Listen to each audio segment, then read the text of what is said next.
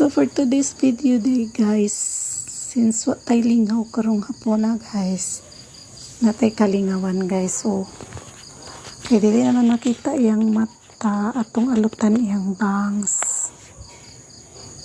So kini among dugi diri guys, tulo din ni kabuok ang duha nasa cage din.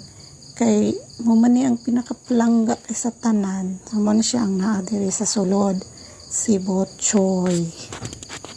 Muna na niya guys, halot na ta ng iyang bangs guys. Grabe kalihok guys. Grabe pa na mo nga linayuga guys para lang maalutan iyang bangs. So mauna diya guys, kita-kita niyang mata.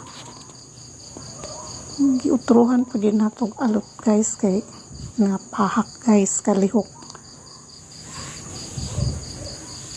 Dukan kay guys. Muna siya guys, kita niyang mata guys. Ato siyang sudlay-sudlayan guys. Cikal kagayang buhok. Kilutan po din nato yung tiyan guys, kaya naidagan ng mating guys.